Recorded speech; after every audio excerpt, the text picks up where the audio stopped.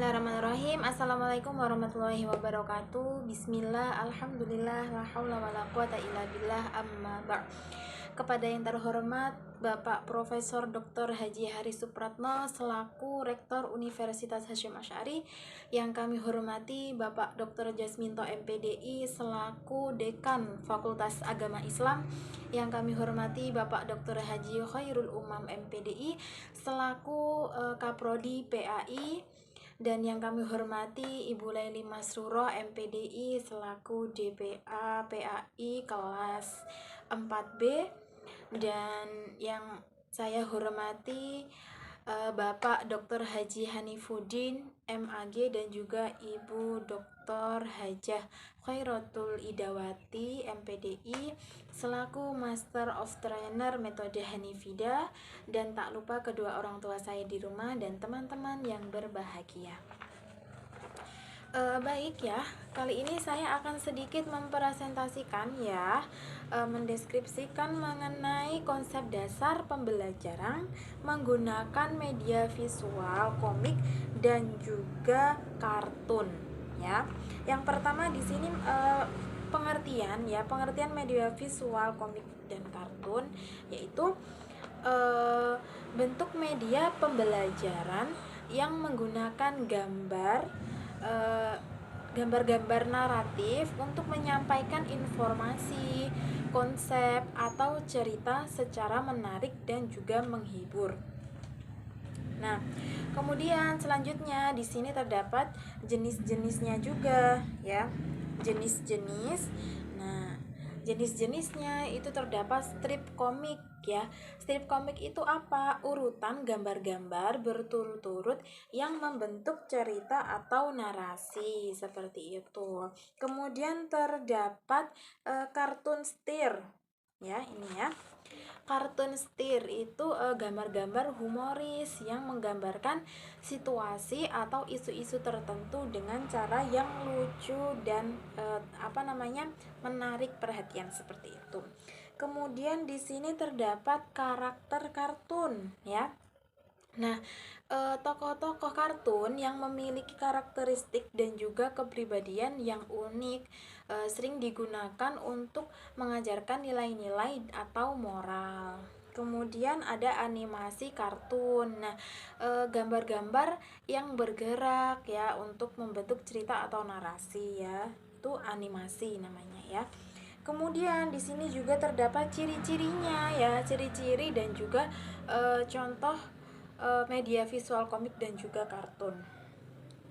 Nah, yang pertama di sini terdapat dia berciri-ciri kan harus lucu dan juga menarik ya.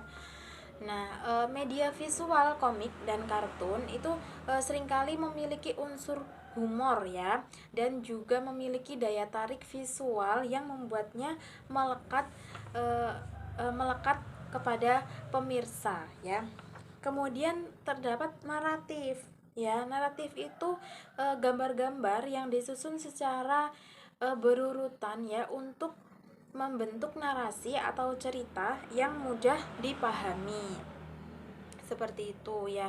Contohnya ada buku komik, ada animasi kartun ya di televisi atau internet. Terus ada juga di poster dengan gambar-gambar yang lucu seperti itu. Nah, kemudian di sini juga terdapat merancang bahan media komik dan juga kartun ya. Itu yang pertama itu tentukan dulu tujuan pembelajaran ya, tujuan pembelajaran ya. Nah, pahami tujuan pembelajaran yang ingin dicapai melalui media visual, kartun ataupun komik ya. Kemudian di sini terdapat rancangan konsep ya, rancangan cerita atau konsep. Ini buatlah cerita ya atau konsep yang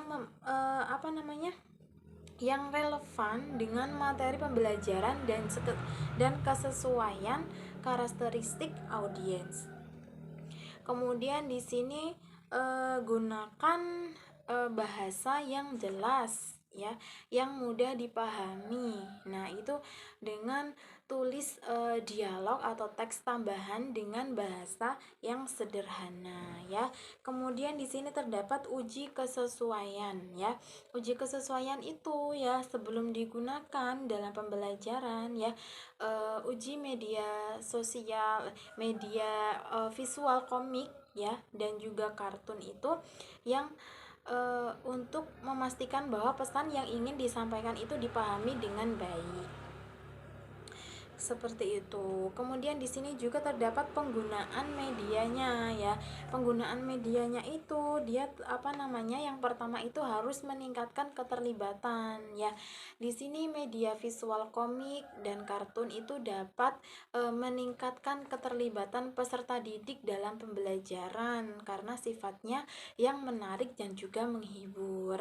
Kemudian di sini terdapat memudahkan pemahaman siswa. Nah, gambar-gambar yang disajikan secara visual itu nanti dapat mempermudah dan membantu peserta didik memahami konsep atau informasi ya yang kompleks dengan lebih mudah ya.